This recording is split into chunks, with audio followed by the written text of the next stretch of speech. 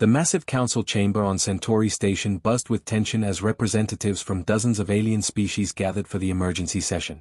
Red warning lights bathed the walls in an ominous glow, and the air itself seemed thick with fear. Admiral Corvin of the Zenthri Republic stood at the center of the circular room, his blue skin pale with exhaustion. He had not slept in 3 days. The holographic display behind him showed a terrifying sight, thousands of red dots moving across the star map like a spreading disease. "The situation is worse than we thought," Corvin announced, his voice echoing in the chamber. "The Dominion Empire has destroyed the Outer Rim colonies. 17 worlds. Gone. Not conquered, completely destroyed." A collective gasp rose from the assembled delegates. Ambassador Thex of the Aquilian Commonwealth fluttered her delicate wing membranes nervously. Her people were known for their peaceful nature, and the thought of such destruction made her sick. "How many ships do they have?" asked Ambassador Vex, the mechanical representative of the Titanium Collective. His robotic voice carried no emotion, but even he seemed disturbed by the news. Corvin's expression grew darker. "Our scouts report over 3,000 vessels. Each one larger than our biggest battleships. Their weapons can crack planets in half." The chamber erupted in panicked conversations. Species that had lived in peace for centuries suddenly faced total annihilation. Many had never even seen a real war. "What about our own fleet?" shouted someone from the back of the room. 800 ships, Corvin replied grimly. "Maybe 900 if we can gather every patrol vessel and cargo hauler in the sector. Against 3,000 purpose-built warships." The math was simple and terrifying. They were outnumbered more than 3 to 1 by an enemy that had already proven unstoppable. Several delegates began discussing evacuation plans for their home worlds. In the corner of the chamber, Ambassador James Mitchell of Earth sat quietly with his 2 aides. The humans had only joined the Galactic Defense Coalition 5 years ago, making them the newest members. Most species barely knew anything about Earth or its people. Mitchell was an older man with gray hair and serious eyes. He wore a simple blue uniform without the elaborate decorations favored by other species. His aide, a young woman named Lisa Parker, whispered something in his ear, but he only nodded slightly. "The Dominion fleet will reach the core worlds in 48 hours, Corvin continued. "They have made no demands, sent no messages. They simply arrive, destroy everything, and move on. This is not a war of conquest, it is extermination." Ambassador Thex raised her hand with a trembling wing. "Surely we can negotiate? Find out what they want." "We tried," Corvin said sadly. "We sent diplomatic vessels to their fleet. They destroyed them without warning. The Dominion does not want to talk. They want us dead." The chamber fell into a heavy silence. These were species that had solved conflicts through discussion and compromise for generations. The idea of an enemy that could not be reasoned with was almost impossible to understand. "We need every ship, every weapon, every advantage we can find," Corvin declared. He began pointing to different sections of the room. "Zenthri Republic will contribute 200 vessels. The Aquilian Commonwealth. 150 of our solar ships," Thex replied, though her voice shook with fear. "Titanium Collective will provide 120 units, Vex stated in his mechanical tone. One by one, each species pledged their available forces. The numbers grew slowly, 50 ships here, 75 there. But even combined, they would still be vastly outnumbered. Finally, all eyes turned to the human section. Ambassador Mitchell stood up slowly, his weathered face calm despite the chaos around him. "Earth will contribute 1 ship," he said simply. The chamber went completely silent. For a moment, no one seemed to understand what they had heard. "Did you say 1 ship?" Ambassador Vex asked, his mechanical voice sharp with what might have been disbelief. 1 ship, Mitchell confirmed without any trace of embarrassment. The silence broke as angry voices filled the chamber. Delegates from dozens of species began shouting at once. "This is no time for jokes," roared Ambassador Gresh of the Mining Guild. "We face extinction and you offer 1 vessel." Thex's normally gentle voice was filled with hurt and anger. Admiral Corvin raised his hand for silence, but his blue skin had darkened with frustration. "Ambassador Mitchell, perhaps you misunderstood the situation. We need every possible ship. Even your smallest patrol craft could make a difference." Mitchell remained completely calm. "We understand the situation perfectly, Admiral. Earth will send 1 ship, the UES Defiant. She will be at the rendezvous point in 18 hours. 1 ship against 3,000, Ambassador Vex stated flatly. Your species offers symbolic support while we face annihilation." Other delegates nodded in agreement, their fear now mixed with anger at what they saw as human cowardice. Several began muttering about removing Earth from the coalition entirely. Mitchell gathered his papers and stood to leave. The Defiant will be there, he repeated. Captain Reynolds is already preparing for departure. As the human delegation walked toward the exit, angry voices followed them. Many aliens had already decided that humanity would abandon them when the real fighting started. The newest species in the coalition was showing their true nature when things got difficult. Ambassador Thex called out desperately, "Please, we need more than symbols. We need real help." Mitchell paused at the chamber door. For just a moment, something flickered in his eyes, not fear or embarrassment, but something much more dangerous. "You will have it," he said quietly, then disappeared into the corridor. The chamber erupted in arguments and panic as delegates tried to figure out how to face impossible odds with inadequate forces. None of them understood what was really coming. They had no idea that Earth's single ship would be more than enough. Captain David Reynolds stood on the bridge of the UES Defiant, watching hundreds of alien warships spread across the darkness of space like glittering jewels. Each vessel was different. Some looked like great birds with silver wings, others were perfect geometric shapes that sparkled with energy fields, and a few resembled living creatures with flowing curves and bright colors. The Defiant hung among them like a plain gray stone among diamonds. The human ship had no bright lights, no exotic decorations, no unusual shape. It looked like a simple military vessel, functional, sturdy, and unremarkable. Most aliens who saw it thought it belonged with cargo haulers rather than warships. Lieutenant Emma Harris turned from her communication station. "Sir, we are receiving a transmission from the Coalition flagship." "Put it on screen," Reynolds ordered. The main view screen flickered to life, showing Admiral Corvin's blue face. The Zenthari leader looked tired and stressed, but his expression became even more grim when he saw the human captain. "Captain Reynolds," Corvin said, trying to keep his voice polite.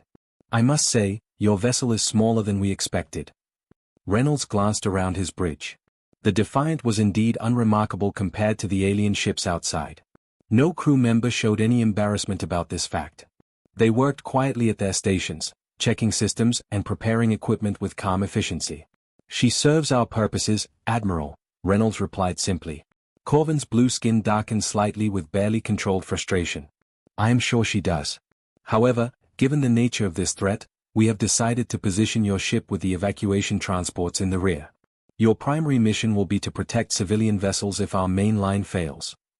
The other bridge officers on the Defiant exchanged glances, but none of them seemed surprised or offended by this assignment. They had expected it. "Understood, Admiral," Reynolds said without argument. "Good. We will begin final preparations shortly. Coalition Fleet Command out." The transmission ended, leaving the bridge in quiet for a moment. Commander Thomas Webb walked over from the tactical station, his weathered face showing a slight smile. "Rear guard duty with the cargo ships," he said. "They really do not think much of us." "Can you blame them?" Reynolds asked, looking out at the alien fleet. "Look at their ships compared to ours. All they see is a plain gray vessel with standard weapons and basic armor. We look like we built our ship in someone's backyard." Lieutenant Harris laughed softly from her station. "In a way, we did, sir. Detroit shipyards are not exactly glamorous." Reynolds nodded. The Defiant had been constructed in Earth's oldest industrial shipyard, built with human steel and human technology. Nothing alien about it except the star charts loaded into the navigation computer. "Harris, get me a secure channel to Earth Command," Reynolds ordered. The holographic projector above the communication station hummed to life, displaying the image of Admiral Patricia Stone. Behind her, the familiar blue curve of Earth was visible through the windows of Lunar Command Station. "David," Admiral Stone said without wasting time on pleasantries.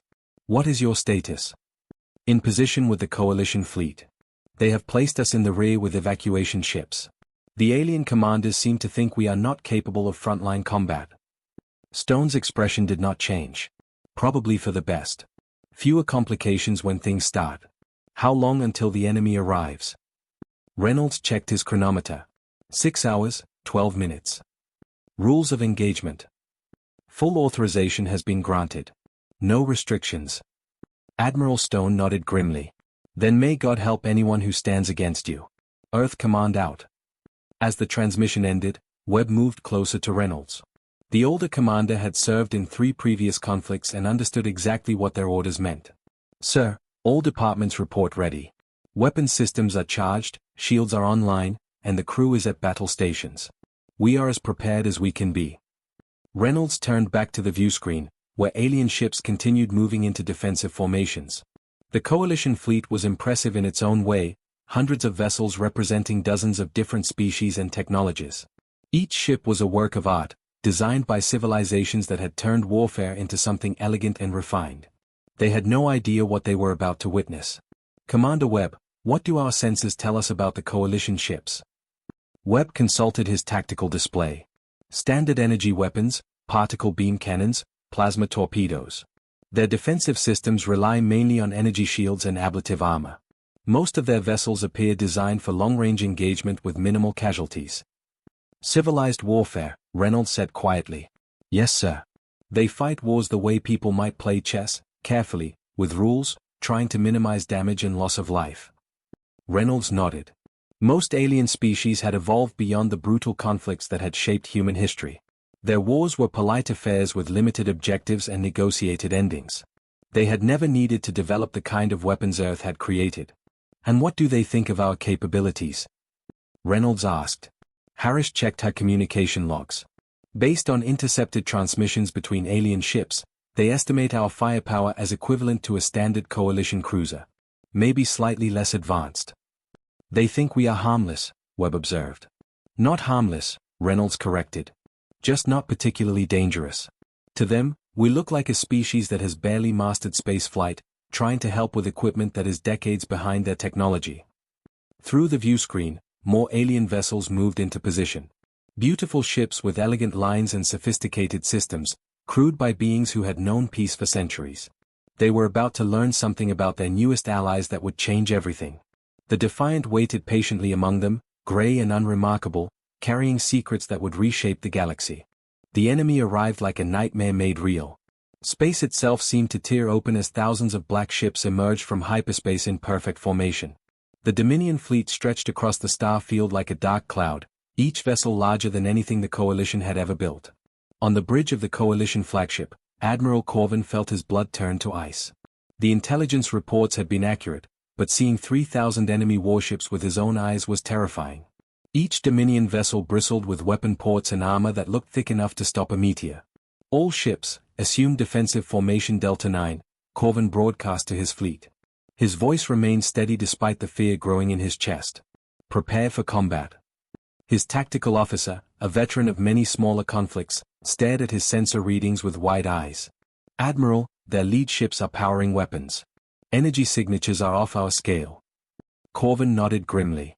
The Coalition fleet was spread in a protective formation around the evacuation transports, with their best ships forming the front line. The human vessel, the Defiant, sat far in the back with the cargo haulers and medical ships where it could do the least damage. Sir, the communications officer suddenly called out. The human ship is breaking formation. Corvin spun to look at his tactical display. The small dot representing the Defiant was indeed moving away from the rear guard, accelerating directly toward the massive enemy fleet. What is that fool doing? Corvin snarled. Get me Captain Reynolds immediately. The view screen flickered to show the human captain's calm face. Behind him, his bridge crew worked with the same quiet efficiency they had shown all day. No panic, no shouting, no signs of fear, just people doing their jobs. Captain Reynolds, return to your assigned position at once. Corvin ordered. Negative, Admiral. We are moving to engage the enemy, Reynolds replied in his steady voice. Engage? Captain, there are 3,000 hostile vessels out there. Your ship will be destroyed in seconds. We will see about that. Defiant out. The transmission cut off. On the tactical screen, the lone human ship continued its impossible course towards certain death. Ambassador Thex, watching from the flagship's observation deck, fluttered her wings in distress. The humans are abandoning us. They would rather die alone than fight beside us. But Admiral Corvin was watching something that made no sense. The Defiant had just entered weapons range of the Dominion Vanguard, a group of massive cruisers that could destroy planets. Instead of being instantly vaporized, the human ship began to move in ways that seemed impossible. The Defiant flowed through space like liquid metal, sliding between energy beams that should have cut it in half. Plasma bolts that could melt asteroids passed harmlessly around its hull. The ship moved as if it knew exactly where each enemy shot would go before the weapons even fired. Then the human ship began shooting back. The first Dominion cruiser simply disappeared. Not exploded, not damaged, gone. One moment it was there, a massive warship bristling with weapons, and the next moment there was only empty space and expanding gas where it had been. The second enemy ship met the same fate. Then the third. Impossible, Corvin whispered, staring at his sensors. What kind of weapons are those? His tactical officer worked frantically at his station, trying to understand what he was seeing. Sir, I am reading energy signatures unlike anything in our databases. The human weapons appear to be some form of controlled antimatter projection. The Defiant continued its deadly dance through the Dominion formation. Wherever it went, enemy ships died. Not disabled, not damaged, completely eliminated with surgical precision. The human vessel moved between thousands of enemy weapons as if protected by luck itself. Within 30 minutes, an entire battle group of Dominion ships had been reduced to glowing debris. The rest of the massive enemy fleet began to react, turning their attention to this single threat that had appeared from nowhere. What followed was a display of firepower that could have sterilized worlds. Thousands of weapons fired at once, plasma cannons, particle beams, kinetic projectiles, and exotic energy weapons that few species had names for. The combined barrage was enough to crack moons. The light was so bright that automatic filters dimmed every view screen in the Coalition fleet. When it faded, everyone expected to see nothing but scattered atoms where the human ship had been. The Defiant hung in space completely undamaged, surrounded by a shimmering energy field that seemed to absorb and deflect everything thrown at it. Dear gods, Ambassador Vex's mechanical voice whispered across the flagship's bridge. What have we allied ourselves with? The human ship did not pause after surviving the massive attack. It simply continued destroying Dominion vessels with the same calm efficiency it had shown from the beginning. Each shot was perfectly placed, each movement precisely calculated. There was no wasted energy, no random firing, just the systematic elimination of threats. Admiral Corvin realized he was watching something that would change everything. His own fleet had not fired a single shot. The Coalition's most powerful warships hung in space like spectators while one human vessel single-handedly dismantled an invasion force that should have been unstoppable. Communications, open a channel to all ships, Corvin ordered in a shaking voice. Channel open, sir. All Coalition vessels, hold position and observe. Do not interfere with human operations. As more Dominion ships vanished into clouds of superheated gas, Corvin began to understand a terrifying truth. Earth had not sent one ship because they were being cheap or cowardly. They had sent one ship because one ship was all they needed. The galaxy was about to learn what humanity had been hiding. 3 hours into what should have been the Coalition's final battle, Admiral Corvin stood frozen on his bridge, watching something that defied everything he thought he knew about warfare. The human ship Defiant had destroyed over 600 Dominion vessels without taking any visible damage. Its weapons cut through the largest enemy battleships like knives through paper. The tactical display showed a scene of absolute devastation. Entire sections of the Dominion fleet had been reduced to glowing wreckage, while the lone human vessel continued its methodical work of destruction. It moved through the enemy formation like a predator among sheep, untouchable and unstoppable. Admiral, his communications officer called out with a trembling voice. Captain Reynolds is requesting to speak with you. Corvin nodded, still unable to fully process what he was witnessing. The main screen flickered to show the human captain, who looked as calm as if he were having a casual conversation. His uniform was still perfectly clean, his expression unchanged from hours ago. Captain Reynolds, Corvin managed to say. How is this possible? The human smiled slightly, but there was something cold in his eyes. You want to know our secret, Admiral? While your people achieved peace and built beautiful civilizations, humanity spent 5,000 years learning how to kill each other more efficiently. On the tactical display, another group of Dominion ships exploded in brilliant flashes as the Defiant's weapons found their targets. We started with rocks and sticks, Reynolds continued in his calm voice. Then we invented bronze swords and iron spears. We built catapults to throw stones farther, then cannons to shoot metal balls faster. We created gunpowder, then dynamite, then nuclear weapons that could destroy entire cities. Commander Webb appeared behind Reynolds on the screen. Sir, the Dominion command ship is trying to retreat behind their remaining battleships. Let them watch, Reynolds replied without looking away from the screen. They need to understand what they are facing. Corvin felt a chill run down his spine. Captain, your weapons technology, how long has Earth possessed such capabilities? The current generation of weapons? About 50 years. But we have been working toward this level of destructive power for centuries. Reynolds leaned forward slightly. When we first met the Coalition, our scientists studied every ship, every weapon, every defense system you had. Then we built something better. The truth hit Corvin like a physical blow. You have been preparing for war while we thought you were peaceful newcomers. We are peaceful, Reynolds said firmly. But peace only exists when you are strong enough to protect it. Every human child learns this lesson in school. If you want peace, prepare for war. Ambassador Thex's voice came over the communication system from the observation deck. But why? The Coalition has been at peace for generations. Reynolds turned his attention to her, and his expression softened slightly. Because peace does not last forever, Ambassador. There are always species like the Dominion somewhere in the galaxy. They see kindness as weakness, and they mistake mercy for fear. Another massive explosion lit up the view screen as the Defiant eliminated 3 more enemy cruisers with a single shot. Earth learned this lesson the hard way, Reynolds continued. We fought wars that killed millions, then wars that killed tens of millions, then wars that could have killed everyone on our planet. We learned that the only way to prevent such wars is to be so strong that no enemy would dare attack us. Corvin's tactical officer looked up from his station with wide eyes. Admiral, the human ship has now destroyed over 800 enemy vessels. The Dominion fleet is starting to break formation.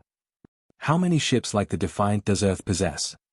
Corvin asked, though he was not sure he wanted to know the answer. Reynolds was quiet for a long moment. Enough. The word hung in the air like a threat. Not a number, not a boast, just a simple statement that carried the weight of absolute certainty. And the Coalition worlds, Corvin pressed on. Do they know what kind of weapons humanity possesses? They know what they need to know, Reynolds replied. Earth has no interest in conquest or domination, Admiral. We joined the Coalition to protect it, not to rule it. Your people, all the member worlds, you are under our protection now, whether you realize it or not. The Dominion command ship, a massive vessel larger than most space stations, suddenly fired every weapon it had at the Defiant. The barrage was so intense that it lit up space like a new star. When the light faded, the human ship remained untouched. That was their mistake, Reynolds said quietly. The Defiant's response was unlike anything it had used before. A beam of pure destruction reached across space and touched the enemy command ship. For a moment, the massive vessel was outlined in brilliant white light. Then it simply ceased to exist, not destroyed, not broken apart, but erased from reality as if it had never been there at all. The remaining Dominion ships immediately began retreating toward the edge of the system. What was that weapon? Corvin whispered. Reynolds stood up from his command chair. Humanity's answer to the question every warrior eventually faces: what happens when you absolutely, positively need something to stop existing? As the transmission ended, Corvin remained staring at the screen for several minutes. Around him, his bridge crew worked in stunned silence. Throughout the Coalition fleet, similar conversations were taking place as alien commanders tried to understand what they had just witnessed. The newest, smallest member of their alliance had just revealed itself as the most dangerous military force in known space. Earth had been hiding weapons that could reshape the balance of power in the entire galaxy. The Dominion invasion was over, but everything else was just beginning. The cleanup after the battle took 8 hours. Admiral Corvin stood in his private office aboard the Coalition flagship, staring out at the massive debris field that stretched across space like a graveyard of metal and dreams. Over 2,000 Dominion ships had been destroyed or disabled, and every single one had fallen to the weapons of a single human vessel. The Defiant hung in space nearby, looking as ordinary as it had when it first arrived. Nothing about its grey hull or simple design suggested the devastating power it had unleashed. To any casual observer, it appeared to be just another unremarkable warship among the hundreds of Coalition vessels. The door chimed softly, and Captain Reynolds entered. The human looked tired but not surprised by what had happened. He moved with the quiet confidence of someone who had expected exactly this outcome from the beginning. I imagine you have questions, Reynolds said, settling into a chair across from Corvin's desk. Several thousand, Corvin replied, still trying to process everything he had witnessed. Starting with how long Earth has possessed weapons capable of this level of destruction. Reynolds leaned back in his chair. The technology we use today has been in development for about 70 years. But the knowledge behind it goes back much further. Humans have been studying warfare for our entire history. But why? Corvin asked, his blue skin still pale with shock. The Coalition has maintained peace for over 3 centuries. Most of our member species have not seen a real war in generations. Because peace is fragile, Reynolds answered simply. It only exists when good people have the strength to protect it from those who would destroy it. Species like the Dominion always exist somewhere in the galaxy, Admiral. They grow strong while others grow comfortable. Through the large viewport, both men could see the scattered remains of what had once been the most powerful invasion fleet in known space. The Dominion armada that had conquered 17 worlds in a month had been reduced to scrap metal by a single ship. When we first encountered the Coalition, Reynolds continued, Earth's leaders made a decision. We could either reveal our true capabilities and risk frightening our new allies, or we could remain quiet and observe. We chose to watch and wait. Corvin turned from the viewport to face the human captain. You were studying us. Learning about you, Reynolds corrected. Your tactics, your technology, your weaknesses. Not because we planned to attack you, but because we needed to understand how to protect you. The admission hung in the air between them. Corvin realized that every joint military exercise, every shared technology demonstration, every peaceful interaction had been carefully observed and analyzed by human intelligence services. How many ships like the Defiant does Earth actually have? Corvin asked the question that had been burning in his mind for hours. Reynolds was quiet for a long moment, considering his answer carefully. More than enough to protect the Coalition. Fewer than enough to conquer the galaxy, if that is what you are worried about. That is not exactly reassuring. It should be, Reynolds said firmly. Earth could have revealed our capabilities years ago. We could have demanded leadership of the Coalition military, or tribute from member worlds, or any number of things that powerful species usually want. Instead, we sent one ship to help you in your darkest hour. Corvin walked back to his desk and sat down heavily.